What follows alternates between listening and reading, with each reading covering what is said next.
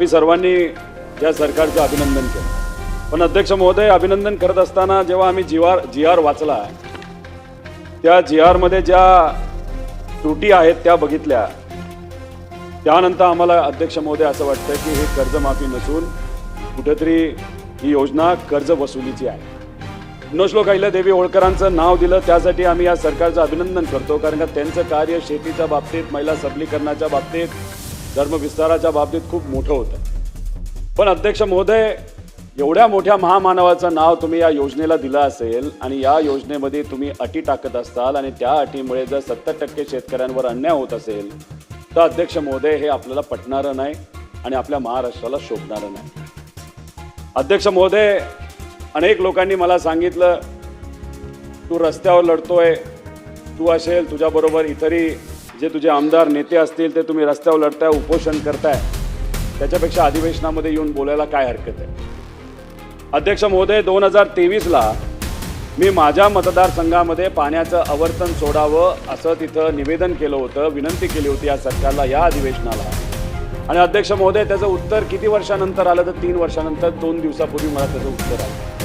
म्हणजे अध्यक्ष महोदय, अशा पद्धतीने हे जर हाऊस चालणार असेल, आम्हाला उत्तर इथं मिळणार नसेल तर मग इथं मुद्दे मांडून होणार काय. अध्यक्ष महोदय, आमच्या नेत्यांनी जयंत पाटील साहेब असतील, आव्हाड साहेब असतील, त्याच्याचबरोबर शिवसेनेचे कैलास पाटील असतील, यांनी शेतकऱ्यांची बाजू खूप चांगल्या पद्धतीने मांडली. फक्त त्यांनीच मांडली असं नाही, सर्वच आमदारांनी अध्यक्ष महोदय इथं बाजू मांडली आणि त्यांनी ही कर्जमाफी कशी चुकीची, त्याच्यामध्ये काय बदल करायला पाहिजे हा प्रामाणिकपणे सांगण्याचा प्रयत्न केला. पण अध्यक्ष महोदय, कितीही प्रामाणिकपणे हे आमदार बोलले असले तरी उत्तर सुद्धा त्याच प्रामाणिक पद्धतीने येणं महत्त्वाचं आहे. अध्यक्ष महोदय, पण दुर्दैव असं थातूरमातूर उत्तर तिथं दिलं गेलं आणि मग ह्या ज्या अटी आहेत त्या तशाच्या तशा अध्यक्ष महोदय तिथं राहिल्या. अध्यक्ष महोदय, हा जी आर जर आपण बघितला तर दुसऱ्या पानावर आपण जेव्हा जातो तेव्हा कर्जमुक्तीच्या अंतर्गत जर तिसरा मुद्दा आपण वाचतो त्याच्यामध्ये सरकारने एक अट अशी टाकलेली आहे की 2019ची जी कर्जमाफी महात्मा ज्योतिबा फुलेंच्या नावाली जी कर्जमाफी आली होती त्या योजनेचा लाभ ज्या ज्या शेतकऱ्यांनी घेतलेला आहे त्या त्या शेतकऱ्याला या योजनेमध्ये लाभ फक्त 50,000 रुपयाचा अध्यक्ष महोदय तिथे मिळणार आहे. ही अट टाकायचं कारण काय अध्यक्ष महोदय? तुम्हा आपल्या सगळ्यांना माहिती, गेल्या 5-6 वर्षामध्ये अतिवृष्टी झाली, कुठे कमी पाऊस पडला, सोयाबीनचे भाव वाढले नाहीत, कापसाची तशीच परिस्थिती, कांद्याची तीच परिस्थिती, खताचे भाव वाढत चाललेले आहेत, पेट्रोल डिझेल महाग झालेलं आहे, खर्च शेतकऱ्याचा वाढतोय, लाईटच्या बाबतीत तशीच परिस्थिती. आणि मग अशा परिस्थितीमध्ये अध्यक्ष महोदय, गेल्या 5 वर्षामध्ये शेतकऱ्याला कुठेही नफा झाला नाही, खर्चही निघालेला नाही, मोठ्या प्रमाणात या शेतकऱ्याचं अध्यक्ष महोदय नुकसान झालंय. मग असं नुकसान जर शेतकऱ्याचं तिथं झालं असेल आणि मग 2019ला त्यांनी त्यावेळेस जर त्या कर्जमाफीचा लाभ घेतला असेल तर या कर्जमाफीमध्ये त्या शेतकऱ्याला 2 लाखाची कर्जमाफी देण्यामधून का आपण अध्यक्ष महोदय वंचित ठेवतोय? अध्यक्ष महोदय, चांगला पिकाला भाव मिळावा याची जबाबदारी सरकारची, खताचे रेट कमी असावी ही सरकारची जबाबदारी, जर अवकाळी पाऊस आला, अतिवृष्टी झाली, त्यात जर शेतकऱ्याचं नुकसान झालं त्या शेतकऱ्याला त्यातून बाहेर काढण्याची जबाबदारी मायबाप सरकारची आहे. मग सरकार कुठेतरी त्यावेळेस कमी पडलं म्हणून आपला हा शेतकरी आज अडचणीत आलाय, मग त्या शेतकऱ्याला त्या अडचणीतून बाहेर काढण्याची जबाबदारी जर सरकारची असेल तर अध्यक्ष महोदय, 2019ची जी अट टाकली आहे तर कृपा करून या जनतेला मी विनंती करतो ती अट काढण्यात यावी. अध्यक्ष महोदय, ज्या शेतकऱ्याचं कर्ज 50,000पेक्षा जास्त आहे त्यांनी 2019ला पण त्या योजनेचा लाभ घेतलाय, अशा शेतकऱ्याला आधी जो अतिरिक्त पैसा आहे म्हणजे 50,000च्या पुढे त्याचं कर्ज असेल, समजा 1 लाख असेल तर आधी 50,000 भरावे लागतात आणि मग त्याला या 50,000 रुपयाचा लाभ मिळणार. 1.5 लाखाचं कर्ज घेतलं असेल आणि त्याच्या व्याज आणि पेनल्टी पकडून समजा 2 लाखावर गेला असेल तर 1.5 लाख भरावे लागणार आणि मग 50,000चा लाभ तिथं मिळणार आहे. अध्यक्ष महोदय, तुम्हा आपल्या सगळ्यांना माहिती आहे आज परिस्थिती काय. 2025ला अतिवृष्टी झाली, त्यात मोठ्या प्रमाणात नुकसान झालं, 98 लाख हेक्टरवर नुकसान झालं. आता आपण बोलतोय मुंबईत चांगला पाऊस आहे, पुण्याच्या ठराविक ठिकाणी पाऊस आहे, कोकणात पाऊस आहे, पालघरला पाऊस आहे, नाशिकला पाऊस आहे. पण अध्यक्ष महोदय, 70% महाराष्ट्रामध्ये अजून पाऊस झालेला नाही. त्यामुळे येणारं वर्ष हे फार अडचणीचं आहे. सरकारने सांगितलं, मुख्यमंत्री साहेबांनी सांगितलं अल निनो येणार आहे आणि त्यामुळे पाऊस कमी होणार आहे. आता बऱ्याच ठिकाणी पेरणी झाली पण आता परत पाऊस येत नसल्यामुळे मोठ्या प्रमाणात अध्यक्ष महोदय तिथे अडचणी येत आली. मग येणार कुठून पैसे अध्यक्ष महोदय हे वरचे पैसे देण्याला? त्यामुळे ही जे OTS ची अट आहे की 50,000च्या पुढे 2019चा लाभ घेतलेला शेतकरी जर 50,000च्या पुढे त्याचं कर्ज आणि पेनल्टी असेल आणि त्याला वरचे पैसे भरूनच 50,000चा तिथं लाभ मिळणार असेल तर अध्यक्ष महोदय योग्य नाही. त्यामुळे आमची विनंती आहे सरकारला की 2019ची अट काढा, 50,000 रुपयाची अट काढा आणि सरसकट 2 लाखापर्यंत अध्यक्ष महोदय तिथं मदत या सगळ्या शेतकऱ्यांना झाली पाहिजे असं आमचं मत आहे. अध्यक्ष महोदय, प्रोत्साहनपर लाभ जे लोक रेग्युलर आहेत, म्हणजे कोल्हापूरचे असतील, काही कोकणातले असतील आणि काही इतर सांगली आणि त्या भागातले असतील, जे रेग्युलर आहेत नाही तर फळबागा असणारे शेतकरी, त्या शेतकऱ्यांसाठी या योजनेच्या अंतर्गत अध्यक्ष महोदय फक्त 50,000 रुपये देण्यात आले. अध्यक्ष महोदय, आमची विनंती 50,000 न ठेवता 1 लाखापर्यंत आपला देता येतंय का याचा प्रयत्न अध्यक्ष महोदय करावा. पण अध्यक्ष महोदय, याच्यामध्ये सांगत असताना त्यांनी काय अट टाकली बघा अध्यक्ष महोदय, तथापि हा शब्द फार घातक आहे. तथापि अशा पात्र शेतकऱ्यांना सन 2025-26 व सन 2026-27 या आर्थिक वर्षात अल्पमुदत पीक कर्ज घेतले असल्यास अशा कर्जाची देखील विहित मुदतीत परतफेड करणे अनिवार्य आहे. म्हणजे 25-26 मध्ये हे वर्ष जे जूनला संपलं ते आणि 26-27 मध्ये जे वर्ष अजून संपायचे ते, म्हणजे तुम्ही शेतकऱ्याला सांगता बाबा अजून 1 वर्ष तुला थांबावं लागतंय, मग 1 वर्ष जर तू कर्जबाजारी नाही झाला, तुझं रेग्युलर जर कर्ज असेल तर मग 1 वर्षानंतर आम्ही तुम्हाला ती मदत देणार आहे. म्हणजे अल्निनो येणार आहे हे आपणच सांगतोय सरकार म्हणून, आणि दुसऱ्या बाजूला आपण म्हणतोय की नाही तुला रेग्युलर राहावं लागेल मग तुला हा लाभ दिला जाईल. अध्यक्ष महोदय, हे योग्य नाही. अध्यक्ष महोदय, 2017ला जी कर्जमाफी झाली होती छत्रपती शिवाजी महाराजांच्या नावाली, त्यावेळेस 14 लाख शेतकरी हे रेग्युलर होते. अध्यक्ष महोदय, 2019ला महात्मा फुलेंच्या नावाली जी कर्जमाफी झाली तेव्हा 14.5 लाख शेतकरी हे तिथं रेग्युलर होते. 2022ला सुद्धा जेव्हा रेग्युलर शेतकऱ्यांना त्या ठिकाणी कर्जमाफी देण्यात आली तेव्हा 14 लाख अध्यक्ष महोदय तिथं शेतकरी होते. आणि मग आता सरकार काय सांगतं, आता रेग्युलर असणाऱ्या शेतकऱ्याची संख्या 23 लाख. हा कुठून आला अध्यक्ष महोदय आकडा? त्यामुळे ही अट काढली तर कमीत कमी 14 लाख शेतकऱ्यांना अध्यक्ष महोदय तिथं फायदा होणार आहे. त्यामुळे कृपा करून या अटी ठेवून चालणार नाही असं आमचं सगळ्यांचंच मत आहे. फक्त याच बाजूच्या आमदारांचं मत आहे असं नाही अध्यक्ष महोदय, त्या बाजूच्या आमदारांचं सुद्धा तेच मत आहे. फक्त काही लोक बोलू शकतात, काही लोक बोलता येत नाही, आम्ही आक्रमक भूमिका घेऊ शकतो, पण त्या बाजूच्या जे आमचे आमदार आहेत ते फक्त विनंती करू शकतात. आणि याच्यासाठी अध्यक्ष महोदय आम्ही पंढरपूरला बसलो होतो. पंढरपूरला आम्ही अन्नत्याग आंदोलन केलं आमच्या अन्नदात्यासाठी. 3 दिवस बसलो. महाजन साहेब तिथे आले. महाजन साहेबांनी आमच्या सर्वांसमोर मीडिया समोर मुख्यमंत्री साहेबांची चर्चा केली. आणि मग चर्चा केल्यानंतर त्यांनी आम्हाला सांगितलं चला जेव्हा अधिवेशन चालू होईल त्याच्या आधी म्हणजे 22 तारखेच्या आधी आपण चर्चा करू, बसूया, सर्व शेतकरी नेत्यांना आपण विश्वासात घेऊ. आणि अध्यक्ष महोदय, फक्त आम्ही आमच्या पदाधिकाऱ्यांची नावं दिली नाही, आमच्या नेत्यांची नावं नाही दिली, आम्ही शेतकऱ्यांच्या नेत्यांची सुद्धा नावं दिली, आम्ही इतर पक्षांच्या नेत्यांची सुद्धा नावं अध्यक्ष महोदय त्याच्यामध्ये दिले. मुनगंटीवार साहेबांचं सुद्धा नाव आम्ही त्याच्यामध्ये घेतलं होतं, राजू शेट्टींचं नाव घेतलं होतं, अजित नवलेंचं नाव त्याच्यामध्ये घेतलं होतं, त्याच्याच बरोबर बच्चू कडूंचं नाव घेतलं होतं.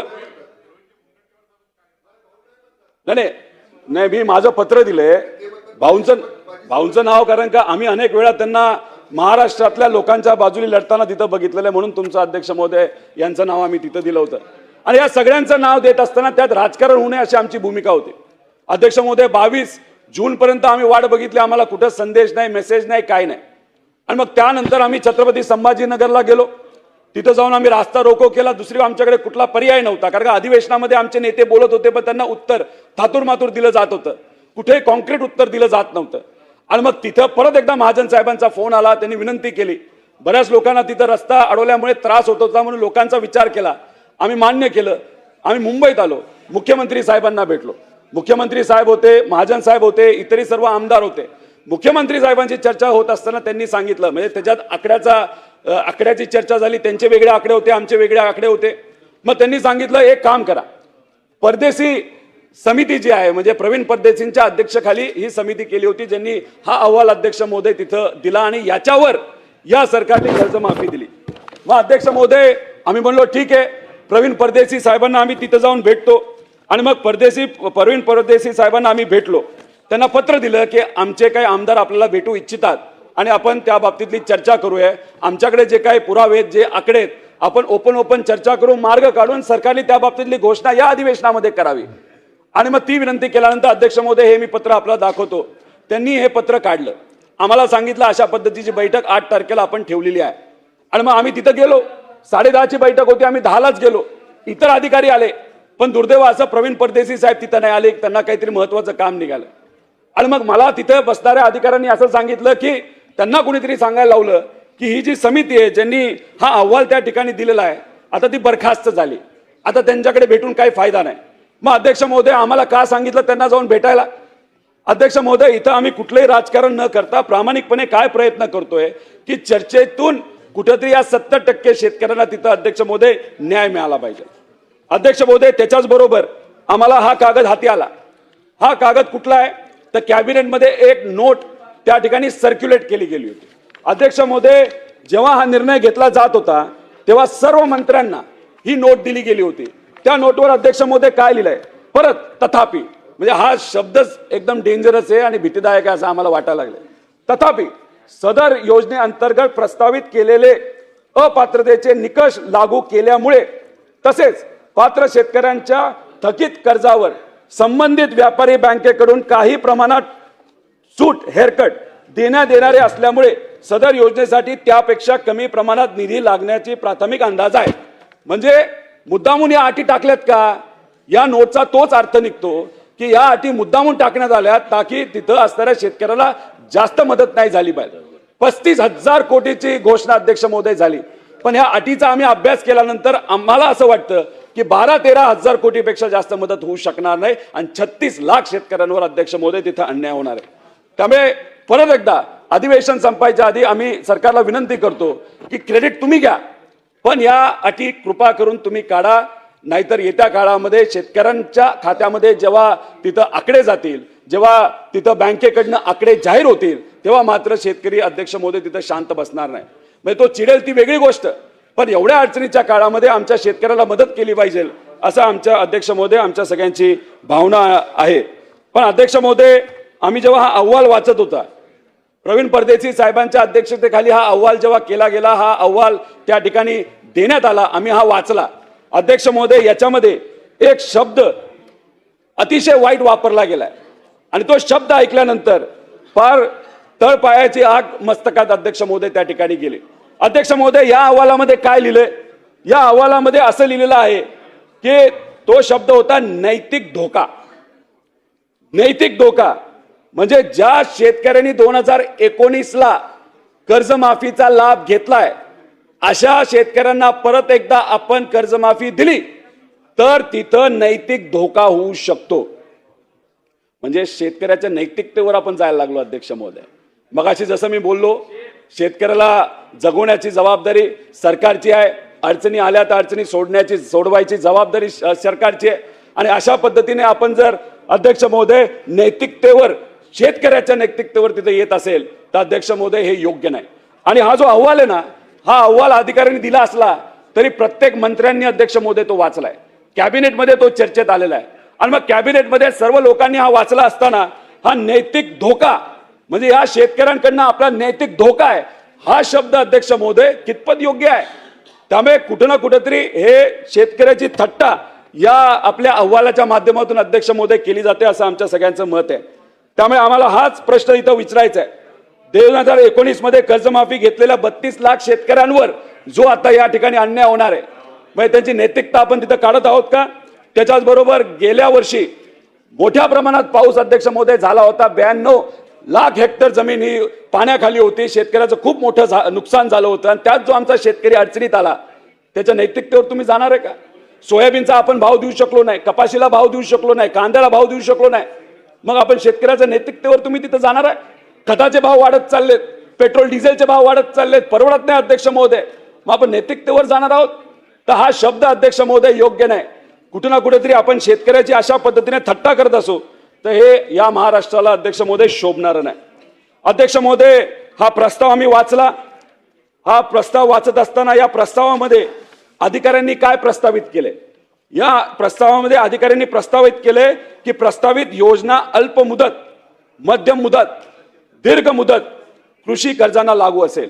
म्हणजे या अहवालामध्ये सांगण्यात आलेले फक्त पीक कर्जापुरतं तुम्ही ठेवू नका, हे तुम्हाला जर कर्जमाफी द्यायची असेल तर सरकारला या अहवालांनी सांगितले, अधिकाऱ्यांनी सांगितले, प्रस्तावित योजना अल्प मुदत, मध्यम मुदत आणि दीर्घ मुदत या कर्जाला सुद्धा अध्यक्ष महोदय लागू करावी. मग का फक्त आपण पीक कर्जाबद्दल बोललोय? आपण अनेक वेळा भाषणामध्ये ऐकलंय कोरा कोरा कोरा आपण 7-12 तिथं करणार.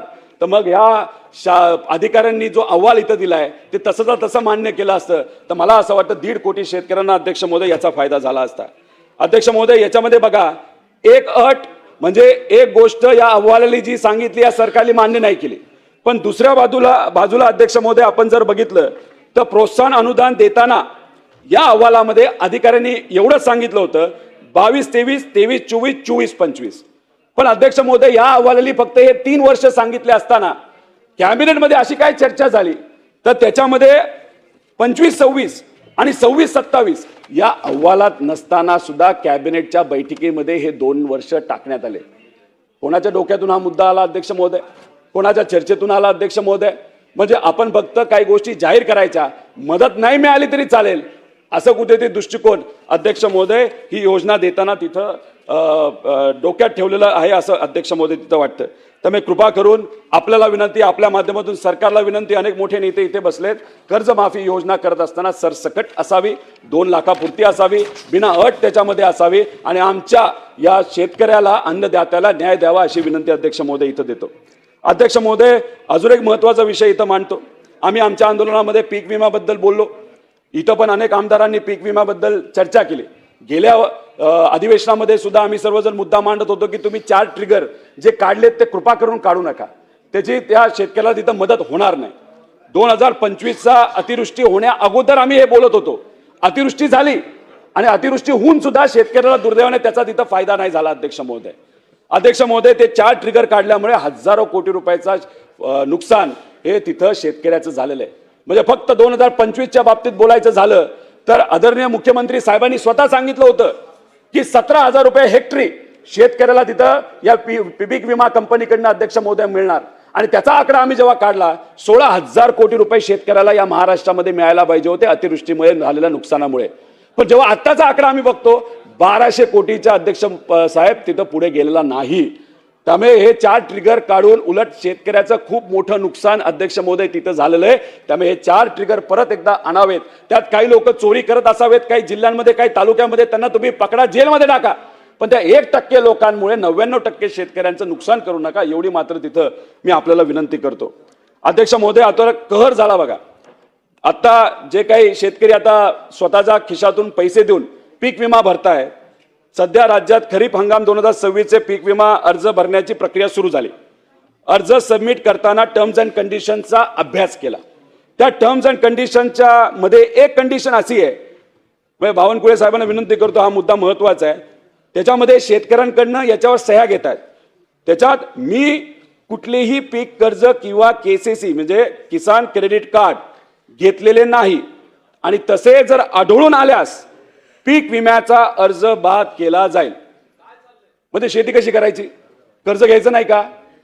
आणि मग कुठून पैसे येणार? मग हे जे काय विमा कंपनी अशा पद्धतीने अटी टाकतात आणि उद्या जाऊन शेतकऱ्यांवर जर अन्याय करतं तर कृपा करून हे आता सुरू आहे तर आपण इथं लक्ष घालून ही अट लगेचच्या लगेच तिथं कशी काढता येईल याबद्दलचा अध्यक्ष महोदय तिथं विचार करावा. अध्यक्ष महोदय, बीडमध्ये गेलो होतो. 2020ला बीडचा प्रयोग झाला होता. अध्यक्ष महोदय, त्याच्यामध्ये खूप मोठा वाद झाला, पण काही शेतकरी संघटना तिथे लढत आहेत. त्यांनी हायकोर्टामध्ये अपील केलेलं आहे. केंद्र सरकारकडनं सकारात्मक त्यांना उत्तर मिळालंय, पण महाराष्ट्र राज्याकडनं अजूनपर्यंत उत्तर तिथं न दिल्यामुळे 800 कोटी रुपयाचा 2020चा विमा बीडचा तसाच तो प्रलंबित आहे. त्यामुळे या सरकारला, कृषी मंत्री साहेबांना मी विनंती करतो की त्या बाबतीत आपण लक्ष घालून लवकरात लवकर तुम्ही रिप्लाय हा हायकोर्टामध्ये तिथं द्यावा, जेणेकरून तिथे असणाऱ्या शेतकऱ्यांना इथं न्याय देता येईल. अध्यक्ष महोदय, आम्ही हे विषय का काढतो कारण का अटी टाकल्यामुळे खूप मोठं शेतकऱ्याचं नुकसान होतं. म्हणजे आता कर्जमाफीच्या बद्दल बोलायचं झालं तर 2017ची कर्जमाफी घोषणा 35,000 कोटीची झाली, परंतु अटी शर्ती असल्यामुळे कर्जमाफी किती रुपयाची शेतकऱ्याला झाली तर फक्त 18,772 कोटी. आणि मग अनेक लोकांनी मुद्दे मांडल्यानंतर, भांडल्यानंतर आणि सरकारने सुद्धा विनंतीला मान दिल्यानंतर 2017ची रेग्युलर असणाऱ्या शेतकऱ्याचे 5,000 कोटी आता द्यायचं त्यांनी ठरवलं, पण प्रोव्हिजन कमी झाली, ते देतील अशी आपण अपेक्षा करूया अध्यक्ष महोदय. म्हणजे त्याच्यामध्ये कर्जमाफी जरी 36 लाख शेतकऱ्यांना लाभ मिळेल असं सांगितलं, पण मिळालं फक्त 24. त्याच्याबरोबर गेल्या वर्षी अतिवृष्टीचं मदत पॅकेज, खरीप हंगामात 98 लाख हेक्टरवरील पिकांचे नुकसान, 31,000 कोटीचे पॅकेज जाहीर झाले. पेपरमध्ये मोठ्या मोठ्या जाहिराती दिल्या गेल्या, सगळ्यांनी त्या सरकारचं अभिनंदन केलं. पण प्रत्यक्षात फक्त 12 ते 13,000 कोटी रुपये या आमच्या शेतकऱ्याच्या खात्यामध्ये आलेत. जमिनी खरडून गेले, त्याचा 1 रुपया मिळाला नाही. रोजगार हमी योजनेला त्याच्यामध्ये जोडण्यात आले, त्या योजनेचा कुठं पैसा अध्यक्ष महोदय तिथे मिळाला नाही. आणि मगाशी सांगितल्याप्रमाणे याच्यात या सरकारने सांगितलं होतं 17,000 प्रति हेक्टर हे पीक विमा कंपनीकडून दिले जातील, पण दुर्दैवाने तेही पैसे मिळाले नाही. आणि याच्यामुळे हा जो तफावत येते, हा जो फरक येतो, तो फरकाचं नुकसान हे दुर्दैवाने शेतकऱ्याला भरावं लागतं. आणि शेतकरी पैसे नसेल तर व्याजावर त्याला पैसा घ्यावा लागतो. 5% महिन्याला पैसे देऊन पैसे कसे तरी आणून शेती कशी तरी आपल्याला करता आली पाहिजे यासाठी ते तिथं प्रयत्न करत असतात. आता ही जेव्हा 4 ट्रिगर काढण्यात आले पीक विमा च्या बाबतीतून, तेव्हा सरकार काय म्हणत होतं, तेव्हा आम्ही त्याचा पण विरोध केला होता. मंत्री महोदय सांगत होते की आपण कृषी समृद्धी योजना आणू, म्हणजे 5,000 रुपयाचं प्रीमियम आपण दरवर्षी देतो, तर मग आपण विमा कंपनीला देण्यापेक्षा 5,000 कोटी रुपये आपण डायरेक्ट शेतकऱ्याच्या खात्यात देऊ. ठीक आहे म्हणलं, काहीतरी वेगळा प्रयोग दिसतोय, आपण बघूया. गेल्या वर्षीचा 1 रुपया नाही आला, या वर्षी सुद्धा प्रोव्हिजन झालं नाही. म्हणजे कुठेतरी हे 10,000 कोटी शेतकऱ्याच्या हक्काचे कृषी समृद्धी योजनेच्या अंतर्गत शेतकऱ्याला आता मिळायला पाहिजे होते. त्याच्यासाठी जर बजेटमध्ये प्रोव्हिजनच नसेल अध्यक्ष महोदय, तर ते पैसे आमच्या या शेतकऱ्याला कसे मिळणार अध्यक्ष महोदय? त्याच्याच बरोबर अध्यक्ष महोदय, सरकार कुठलंही असू द्या, हे असो ते असो, जेव्हा आपण एखादी गोष्ट बोलतो, जाहीर करतो, ती पण मिळाली पाहिजे अध्यक्ष महोदय. आता 2017ला नागपूर अधिवेशनामध्ये बोंड अळीचा मुद्दा फार पेटला होता, अनेक लोकांनी तो विषय तिथं मांडला होता. आता मदत पुनर्वसन कडून 6,800 रुपये, पीक विम्यातून 8,000, बियाणे कंपनीकडून 16,000, अशी एकूण 30,800 प्रति हेक्टरची घोषणा झाली. शेतकऱ्याला वाटलं तर उद्या मिळतील, परवा मिळतील, 1 वर्षाला मिळतील. अध्यक्ष महोदय, 2017 पासून आतापर्यंत याच्यातून मोठी रक्कम अजूनपर्यंत तिथं शेतकऱ्यांना मिळालेली नाही अध्यक्ष महोदय. त्यामुळे आपण एखादी योजना जेव्हा जाहीर करतो, आपला प्रामाणिक प्रयत्न त्याच्यामध्ये एवढाच असावा की शेतकऱ्याला तिथं मदत ही मिळाली पाहिजे. अध्यक्ष महोदय, आत्ता जर मदत आपण शेतकऱ्याला या कर्जमाफीच्या माध्यमातून सरसकट जर देऊ नाही शकलो आणि येणारं वर्ष हे पाऊस नसल्यामुळे जर शेतामध्ये काहीच नाही पिकलं, तर अध्यक्ष महोदय खूप मोठ्या अडचणी शेतकऱ्याला सोसाव्या लागणार आहेत. शेतकऱ्याची मुलं आता कॉलेजमध्ये आहेत आणि शेतकरी जेव्हा अडचणीत येतो, मजूर अडचणीत येतो, मजूर शेतकरी अडचणीत येतो, ग्रामीण अर्थव्यवस्था अडचणीत येते. आणि ग्रामीण अर्थव्यवस्था जेव्हा अडचणीत येते, आपल्याला सगळ्यांना माहिती आहे की शहरी आर्थिक व्यवस्थेवर सुद्धा तिथं मोठा परिणाम होत असतो. त्यामुळे जर या शेतकऱ्याला आपण मदत करू शकलो नाही, तर फार मोठी अडचण येत्या काळामध्ये त्या ठिकाणी होऊ शकते. त्याच्याचबरोबर राणेसाहेब इथं आहेत. काही दिवसांपूर्वी काही मच्छीमार लोकांना मी मिळालो आणि आत्ता या सरकारच्या माध्यमातून तुम्ही कृषीमध्ये त्यांना घेतलंय. त्यामुळे त्या शेतकऱ्यांनी, म्हणजे शेतकऱ्यांपेक्षा आपल्या मच्छीमारांनी विनंती केलेली आहे की जशी कर्जमाफी तुम्ही बाकी शेतकऱ्यांना तिथं देता, आता मोठ्या प्रमाणात हेही आमचे जे मच्छीमार आहेत ते अडचणीत आलेले आहेत. 600-700 कोटीचे कर्ज त्यांच्यावर थकलेले आहेत. ते जर तुम्ही लक्ष दिलं, सरकारला सांगितलं, मुख्यमंत्री साहेबांना सांगितलं, तोही निधी मिळाला तर नक्कीच त्याच्यातून फायदा होईल. त्याच्याचबरोबर एक फार महत्त्वाचा विषय त्यांचा आहे, आता त्यांना 150 रुपये प्रति लिटरली पेट्रोल घ्यावं लागतं. आता हे कर्नाटकात 72 रुपयाला मिळतंय. त्यामुळे तसं जर आपण आता आज उद्या बोलू शकला, एखादी योजना आणू शकला, तर त्या मच्छीमारांना तिथं फायदा मिळू शकतो. कर्नाटकामध्ये जी योजना तशीच्या तशी योजना आपल्या या राज्यामध्ये तुम्ही जर लागू करू शकला, तर नक्कीच आमच्या त्या मच्छीमारांना सुद्धा त्याचा फायदा होऊ शकतो. अध्यक्ष महोदय, हा महत्त्वाचा विषय होता. त्याच्याचबरोबर अध्यक्ष महोदय, दुसरा जो महत्त्वाचा विषय तो आहे आपल्या कायदा व सुव्यवस्थेचा. इथं मंत्री बसलेले आहेत. अध्यक्ष महोदय, बुलढाण्याचा मुद्दा मी मांडला होता आणि बुलढाण्याचा मुद्दा मांडत असताना प्रामाणिकपणे मांडला होता. मी स्वतः बुलढाणा जळगाव जामोदला गेलो होतो. तिथं आदिवासी समाजावर मोठा अन्याय झाला होता. जो गुन्हा त्यांनी केलाच नाही तो त्यांना मारून टॉर्चर करून मान्य करावा लागला. पण योगायोगाने नशीब चांगलं होतं की जी जिवंत मुलगी होती त्यांची ती आली आणि त्यांना तिथं वाचवलं. हा मुद्दा आम्ही घेतला. सपकाळ साहेब होते, आमचे राजेंद्र शिंगणे साहेब होते, अनेक पदाधिकारी होते. आम्ही जाऊन तिथं भेटलो, बोललो, चर्चा केली. आणि मग त्याच्यानंतर आम्ही जेव्हा मुख्यमंत्री साहेबांना, होममंत्री मिनिस्टर साहेबांना हा प्रश्न या अधिवेशनामध्ये तिथं विचारला, चांगलं उत्तर हे मुख्यमंत्री साहेबांकडनं आमच्या त्या प्रश्नाला आलेलं आहे आणि त्यांनी कारवाई सुद्धा तिथं केलेली. मी मनापासून मुख्यमंत्री साहेबांचं, होम मिनिस्टर साहेबांचं तिथं अभिनंदन करतो. पण त्यांनी 3 महिन्यामध्ये पुढच्या ज्या कारवाई करणार आहेत ते जे आश्वासन दिले ते पूर्ण होईल अशी मी अपेक्षा करतो. पण ते बोलत असताना त्यांनी सांगितलं की आम्हाला लाज वाटेल असं काहीतरी या पोलीस अधिकाऱ्यांनी तिथं अध्यक्ष महोदय केलंय. आणि जसं बुलढाण्यात झालं तसंच काही प्रमाणात वेगळ्या पद्धतीने पुण्यामध्ये 2 दिवसापूर्वी आपण बघितलं असेल, 2-3 मुलांना पोलिसांनीच किडनॅप केलं आणि त्यांच्याकडनंच पैसे काढण्याचा प्रयत्न हा पोलीस प्रशासनाकडनं होत असेल तर अध्यक्ष महोदय हे आपल्याला कसं शोभणार आहे या महाराष्ट्राला. त्यामुळे या थोडे लोक किडलेली असतात पण मग त्याच्यामुळे काय होतं की अख्ख्या पोलीस प्रशासन त्यामुळे बदनाम होतं अध्यक्ष महोदय. त्यामुळे असे प्रकार होणार नाही याची दक्षता सरकारच्या माध्यमातून तिथं घेण्यात यावी अशी विनंती इथं मी करतो. अध्यक्ष महोदय, आम्ही जेव्हा आर्थिक पाहणी अहवाल याचा अभ्यास करत होतो तेव्हा 2025 मध्ये महाराष्ट्रात महिलांवरचे गुन्हे हे 50,000हून अधिक आहे. त्याच्यामध्ये बलात्कार एका वर्षात 8,643 घटना घडल्या म्हणजे दिवसाला 24 घटना या महाराष्ट्रामध्ये अध्यक्ष महोदय तिथं घडत आहेत. विनयभंग 18,294 दिवसाला 50 घटला. दर तासाला 2 विनयभंग आपल्या महाराष्ट्रामध्ये अध्यक्ष महोदय. अपहरण 10,000 गुन्हे दररोज 27 घटना. NCRBची आकडेवारी आपण बघितलं तर महिलांविरोधी एकूण गुन्हे उत्तर प्रदेश नंतर महाराष्ट्र दुसऱ्या क्रमांकावर आहे. बलात्काराच्या एकूण गुन्ह्यामध्ये राजस्थान उत्तर प्रदेश नंतर आपण 3ऱ्या नंबरवर आहोत. बलात्कार किंवा सामूहिक बलात्कार करून हत्या मध्य प्रदेश राजस्थान नंतर महाराष्ट्र 3ऱ्या नंबरवर आहे. विनयभंगाचे गुन्हे ओडिशा राजस्थान नंतर महाराष्ट्र 3ऱ्या नंबरवर आहे. लैंगिक छळाच्या गुन्ह्याच्या बाबतीत उत्तर प्रदेश सह महाराष्ट्र 1ल्या क्रमांकावर आहे. महिलांवर पाळत ठेवण्याचे गुन्हे स्टॉकिंग महाराष्ट्र 1ल्या नंबरवर आहे.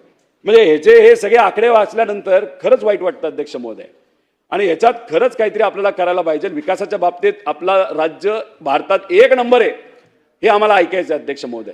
पण विनयभंग बलात्कार महिलांवरती अत्याचाराच्या बाबतीत आपला महाराष्ट्र 1 दुसऱ्या 3ऱ्या नंबरवर आहे हे अध्यक्ष महोदय आम्हाला ऐकणं फार अवघड आहे. मलाही मुलगी आहे अध्यक्ष महोदय, मलाही बहीण आहे, मलाही पत्नी आहे आणि असं सगळ्यांच्या बाबतीत आहे. अशा घटना जर रोज तिथे घडत चालल्या तर टीव्हीवर अशा बातम्या आल्यानंतर आमचीच घरची माणसं म्हणतात आता रस्त्यावर जाणं आता भीतीदायक वाटतंय. हे आमची परिस्थिती तर मग गरिबाची परिस्थिती काय असेल अध्यक्ष महोदय. म्हणून म्हणतो की काहीतरी या बाबतीत करणं सरकारच्या माध्यमातून महत्वाचं आहे. आता मुंबई शहराच्या बाबतीत बोललं तर बलात्कार 2025ला 1262 आपण मुंबईमध्ये आहोत. विनयभंग 2,468. महिलांचे अपहरण 1,428. अल्पवयीन मुलींवर बलात्कार 653 एका वर्षात. अल्पवयीन मुलींवर लैंगिक छळ 6,024. मी काही टीका करत नाही, मी फक्त आकडे वाचून सांगतोय.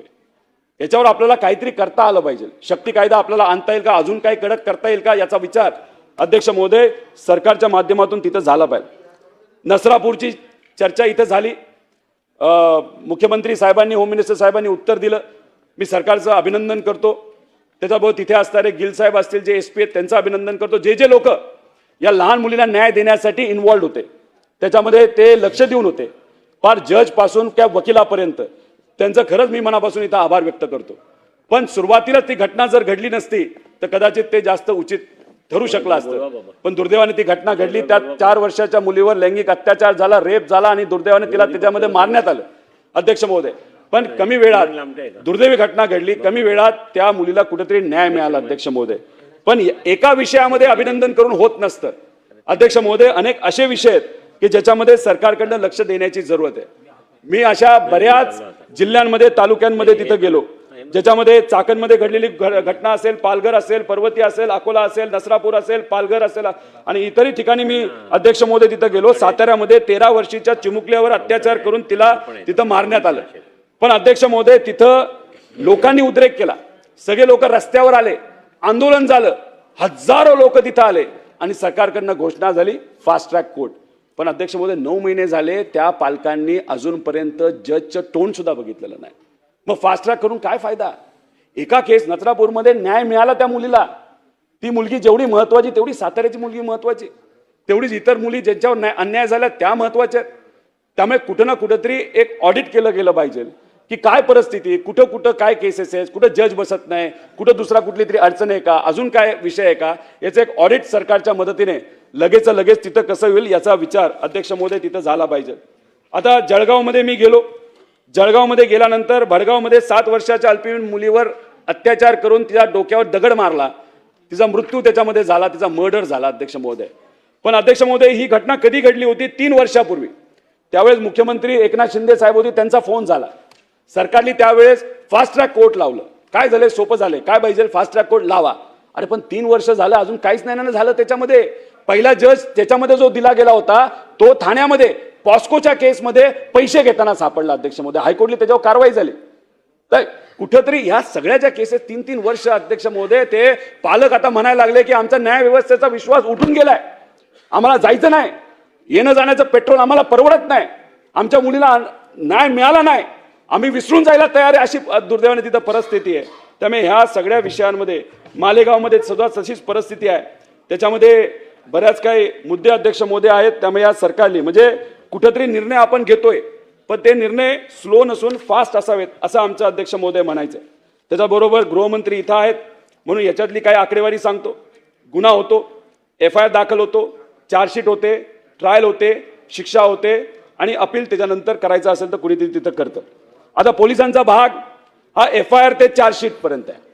आता याच्यात आपण जर बघितलं तर 2023 म्हणजे NCRBचा रिपोर्ट वाचतो, 2024 मध्ये महिलांविरोधी गुन्ह्यांबाबत तपास सुरू असलेले गुन्हे म्हणजे आधीच्या वर्षीचे म्हणजे 2023चे 30,000, 2024चे 47,000, एकूण 48,726 गुन्हे आहेत.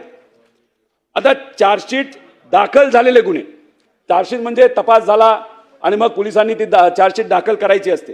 आधीच्या वर्षाचे म्हणजे 2023चे 12,652, 2024चे 24,047 गुन्हे, एकूण 36,699 गुन्ह्यांमध्ये चार्जशीट झाली.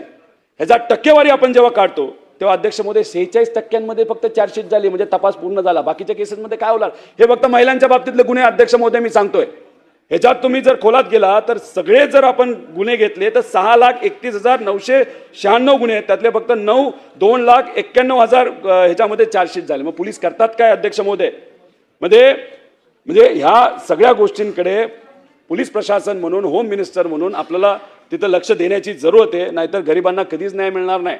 एखाद्या नेत्याने फोन केला, आमदारांनी फोन केला, मंत्र्यांनी फोन केला, मीडियाने हा विषय उचलला. कारण काय होतं, घटना घडते, मीडिया येते, मोठे मोठे नेते जातात, सांत्वन करतात, वाईट झालं असं म्हणतात, मीडिया हळूहळू त्याचं कव्हरेज कमी करून जाते आणि ते गरीब तसेच गरीब राहतात, वाढ बघत जातात, आपल्याला कधी न्याय मिळणार अध्यक्ष महोदय.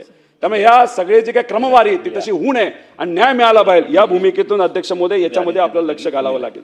अध्यक्ष महोदय, न्याय व्यवस्थेचा भाग जर आपण बघितला तर त्याच्यामध्ये ट्रायल, शिक्षा आणि अपील, NCRB 2024 रिपोर्ट अनुसार महाराष्ट्रातील महिला संबंधित गुन्ह्यांच्या कोर्टातील सुनावणीबाबतचे मी अध्यक्ष महोदय तुम्हाला इथं आकडे सांगतो.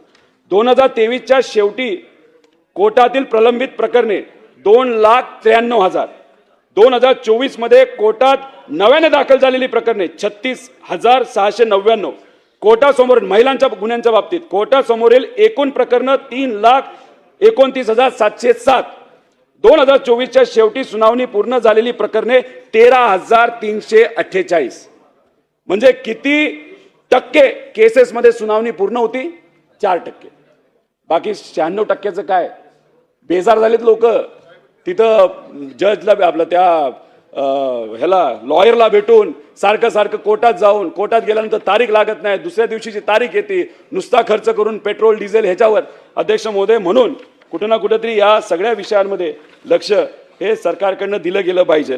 आणि त्याच्याच बरोबर जाता जाता अतिशय महत्त्वाचा विषय तो म्हणजे अजितदादांच्या ॲक्सिडेंटबद्दल वाट बघतोय आम्ही. अजितदादांना न्याय कधी मिळेल? लोक अजून दादांना विसरली नाहीत अध्यक्ष महोदय. काही दिवसांपूर्वी एक चित्र तुम्हाला व्हॉट्सअपवर आलं असेल. म्हणजे अजितदादा देवाला म्हणतायत, जेव्हा इथं पूर परिस्थिती आली होती, मोठ्या प्रमाणात काही दिवसांपूर्वी पाऊस आला होता, पुणे, मुंबई सगळीकडे, की या चित्रामध्ये दाखवलंय, शपथ घेतो, मी फक्त खाली जातो, सगळ्याचं योग्य नियोजन करतो आणि परत तुझ्याकडे येतो. हे चित्र अध्यक्ष महोदय बघितल्यानंतर आपल्याला काय वाटतं की दादा हे काम करणारे नेते होते, दिलेला शब्द पाळणारे नेते होते, सगळ्यांचे मित्र असणारे नेते होते. पण आज काय, दादांबद्दल काय झालं? CID काय करते? CBI कडे प्रकरण देण्यात यावं यासाठी त्यांच्याच मित्र पक्षाने सुरुवातीला पत्र दिलं. सत्तेत असताना लोक म्हणतात सत्तेत का जातो? विकासासाठी जातो.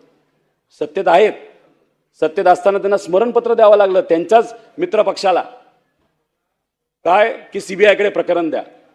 दोनदा पत्र देऊन सुद्धा जर CBI कडे तिथं अध्यक्ष महोदय प्रकरण जात नसेल आणि एवढ्या मोठ्या नेत्याला न्याय मिळण्यामध्ये विलंब होत असेल तर मग सामान्य लोकांनी काय म्हणायचं की नेत्याला न्याय मिळत नसेल तर आपल्याला कधी मिळणार? न सरकारवर विश्वास राहणार, न पोलीस प्रशासनावर विश्वास राहणार, न तिथं न्याय व्यवस्थेवर अध्यक्ष महोदय तिथं विश्वास राहणार. माझं तर मत आहे सीआयडीकडे पण देऊ नका, सीबीआयकडे पण देऊ नका, ज्युडिशियल एन्क्वायरी करा. कारण ह्याच्यात जर खऱ्या अर्थाने तपास आपल्याला करायचा असेल तर तिथं आपल्याला चांगला एखादा पूर्वी जज असणारा व्यक्ती ज्याला ज्युडिशियल एन्क्वायरीच्या अंतर्गत आपल्याला जर जबाबदारी देता येईल तर नक्कीच त्याचा कुठं ना कुठेतरी तिथं अध्यक्ष महोदय फायदा होईल. मी अनेक भाषणं ऐकली अजितदादा असताना. दादा माझे मित्र, दादा फार जिवलग, दादांबरोबर अनेक वर्ष मी काम केलंय. मी विरोधात असताना सुद्धा दादा जेव्हा सत्तेत मंत्री होते तेव्हा मला मदत केली. हे सगळी भाषणं ऐकून झाली अध्यक्ष महोदय. त्याच्याच बरोबर दादा असताना आमदार सुद्धा म्हणायचे दादांसारखा नेता नाही, दादांसाठी काय जीव पण द्यायला आम्ही तयार आहे. मग दादा गेल्यानंतर काय झालं, काय बदललं? फक्त माणूस नाही म्हणून. तुम्हाला मदत करणारा माणूस जर आज या जगात नसेल तर त्याला न्याय देण्यासाठी थोडा तरी प्रयत्न कुणी ना कुणी तिथं अध्यक्ष महोदय केला पाहिजे अशी आमची अपेक्षा आहे. आपण लढतोय, आम्ही लढतोय, पण आपल्या मर्यादा आहेत. आपण सत्तेत नाहीत. सीआयडीला जेव्हा मी गेलो भेटण्यासाठी अतिशय चुकीच्या पद्धतीने आम्हाला रिस्पॉन्स दिला, जसं की तेच कोणतरी महान व्यक्ती झाले, ट्रम्प का कोणीतरी लागून गेलं. मग आम्ही विषय म्हणजे आमच्याकडे जे सगळे पुरावे आलेत ते पुरावे आम्ही त्यांच्याकडे दिलेत.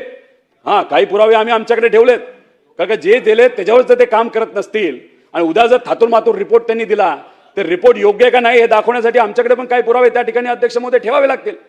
अरे पण आम्ही सगळेजण आमच्या मित्रांकडनं, आमच्या चांगल्या पत्रकारांकडनं, काही माजी अधिकाऱ्यांकडनं इथून तिथून आम्ही कशी तरी माहिती काढतोय. मग सीआयडी त्या बाबतीत काय करतं अध्यक्ष महोदय? म्हणजे तुम्ही दादांचं प्रकरण सीआयडीला दिलं आणि काही महिन्यांपूर्वी मुंबईमध्ये, पुण्यामध्ये अवैध दारू विक्री चालू होती, ते शोधण्याचं प्रकरण पण सीआयडीकडे दिलं.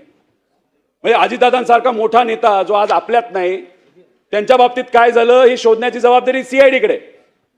आणि अवैध दारू जे काही टोळ्या असतात, चटरबटर लोक, त्यांना पकडायचं प्रकरण सुद्धा सीआयडीकडे. म्हणजे उद्या पॉकेट मारलं कुणी तर ते कुणी मारलं हे शोधायचं असेल तर सीआयडीकडे द्या. म्हणजे ज्या केसेस तुम्हाला पॅक करून कपाटात टाकायच्यात त्या सगळ्या तुम्ही सीआयडीला देणार आहात.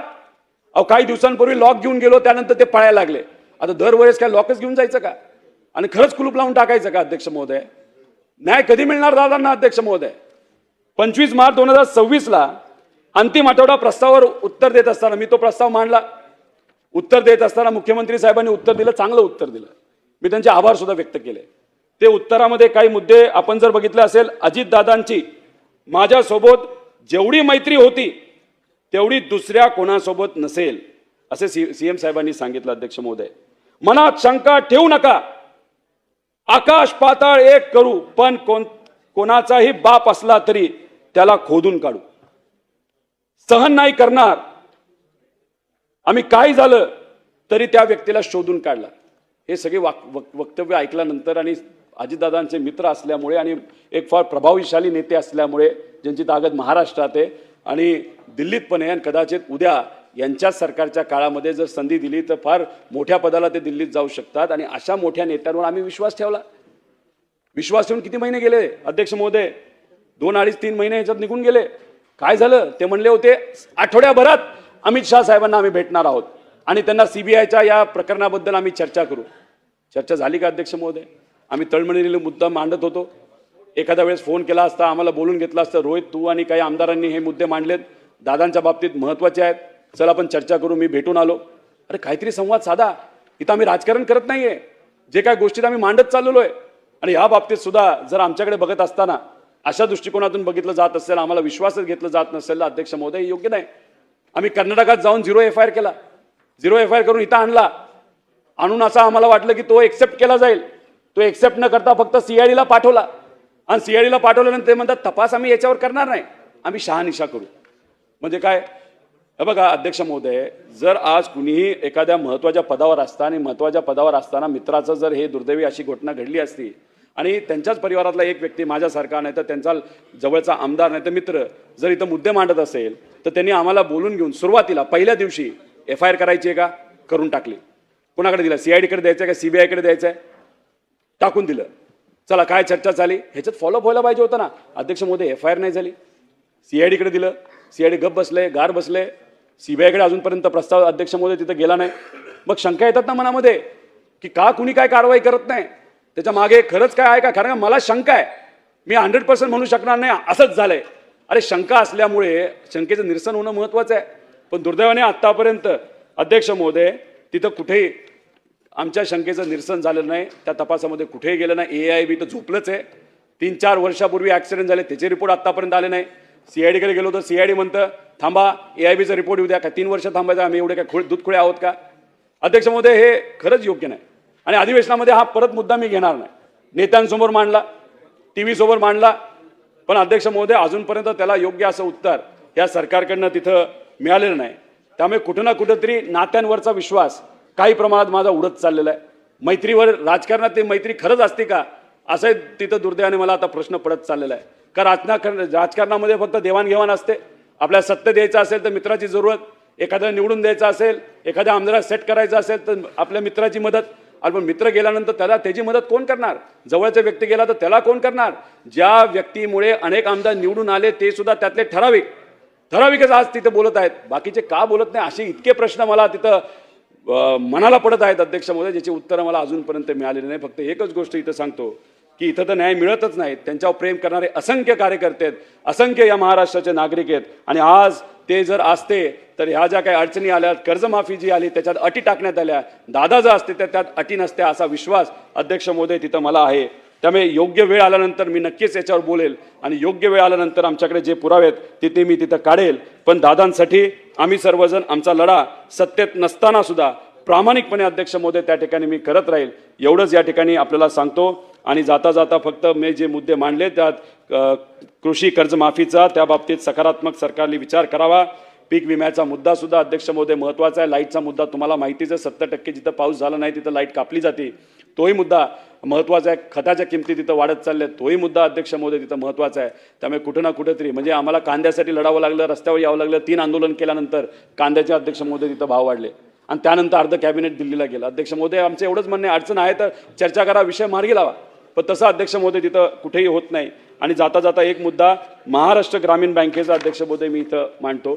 त्यांनी 2024ला 25 लाख परिपत्रक काढलं होतं आणि त्या परिपत्रक त्यांनी असं सांगितलंय की रिझर्व्ह बँकेने एक GR काढलाय आणि त्या GRच्या अंतर्गत हे काय म्हणतात, या व्यतिरिक्त एक गोष्ट आम्ही आपल्यास लक्षात आणून देऊ इच्छितो की नुकत्याच रिझर्व्ह बँकेने घेतलेल्या निर्णयानुसार भविष्यात कर्जमाफी झाल्यास नियमित परतफेड करणाऱ्या खातेदारास कर्जमाफी घ्यावीच लागेल म्हणून सांगितले आहे. म्हणजे याचा अर्थ असा निघतो की RBI सांगते की कर्जमाफी जेव्हा होईल, तुम्ही नियमित आहात तर जर 2 लाखाची कर्जमाफी झाली तर तुम्हाला सुद्धा 2 लाखाची कर्जमाफी मिळणार, असं एक परिपत्रक या महाराष्ट्र ग्रामीण बँकेने काढले. तुम्हालाही माहिती आहे अध्यक्ष महोदय, तुम्ही हे धाराशिवचे आहात, त्या भागामध्ये ही बँक आहे, मराठवाड्यात आहे. म्हणजे ह्याच्यात 70 म्हणजे 2.5 ते 3 लाख शेतकऱ्याला हा फटका बसणार आहे. बऱ्याच लोकांनी ह्याच्यावर विश्वास ठेवून पैसे भरले इकडनं तिकडनं घेऊन आणि आता त्यांना 2 लाखाची कर्जमाफी मिळणार, न 19चं तिथं 50,000ची कर्जमाफी मिळणार, न रेग्युलर असण्याची कर्जमाफी मिळणार. आणि याच्यात काही SBI सारख्या बँका आहेत, त्यांनी सेव्हिंग अकाउंट त्यांचं बंद पाडलं आणि मग बंद पाडल्यामुळे त्यात आवकच त्यांची अडकून बसली आणि त्यांना सांगितलं आधी क्रॉप लोनचे पैसे तुम्ही भरा. मग इतर लोकांकडनं पैसे कसे तरी शेतकऱ्यांनी गोळा केले, ते तिथं भरले, मग सेव्हिंग बँक अकाउंट उघडलं. ते कधी झालं तर 2024-25 मध्ये झालं. आता त्या शेतकऱ्यांना सुद्धा रेग्युलर कर्जमाफी सुद्धा मिळणार नाही आणि तिथं जी सरसकट कर्जमाफी आहे ती सुद्धा दुर्दैवाने तिथं मिळणार नाही. त्यामुळे या संपूर्ण विषयाकडे सरकारचं मला लक्ष वेधायचं होतं. त्यामुळे ही कर्जमाफी नसून ही कर्ज वसुली आहे असं आमचं त्याच्यामध्ये त्या ठिकाणी मत आहे. आणि आमच्या शेतकऱ्याच्या नैतिकतेवर तुम्ही येत आहे याचा निषेध त्या ठिकाणी मी करतो आणि माझं लांबलेलं भाषण या ठिकाणी मी थांबवतो. जय हिंद, जय महाराष्ट्र. मित्रांनो, रोहित पवार यांनी अत्यंत महत्त्वाचं भाषण केलेलं आहे. शेतकऱ्यांचा मुद्दा अगदी तळमळीने ते मांडत आहे. शेतकरी प्रश्नी मी रोज बोलत आहे. शेतकऱ्यांची कर्जमाफी हा राज्यातील सगळ्यात जास्त महत्त्वाचा मुद्दा माझ्या दृष्टिकोनातून आहे. शेतकऱ्यांना सरसकट कर्जमाफी भेटली पाहिजे. भारतीय जनता पार्टीने निवडणुकीमध्ये अगोदर घोषणा केली होती की आम्ही तुमचा 7/12 कोरा करू, परंतु खोटं बोलण्यामध्ये देवेंद्र फडणवीस यांचा पहिला नंबर लागतो आणि फसवी कर्जमाफी करण्याची त्यांची परंपरा आहे. अटी आणि निकष लावून यामध्ये शेतकरी चिरडला जात आहे, भरडला जात आहे. रोहित पवार यांच्यासोबत खरं तर उद्धव ठाकरे अन्य विरोधी पक्षांनी अत्यंत आक्रमक पद्धतीने हा मुद्दा लावून धरायला हवा, परंतु कोणीतरी लढत आहे आणि आपण त्याच्या पाठीमागे उभा राहिलं पाहिजे. आपल्याला आउटपुटशी मतलब आहे, कोण लढत आहे आणि त्यातून काय निष्पन्न होणार आहे याच्याशी मतलब आहे. रोहित पवार लढत आहेत. त्यांचं अभिनंदन. आपलं मत नक्की कळवा. रामकृष्ण हरी. जय जगद्गुरू. जय शिवराय. जय भीम.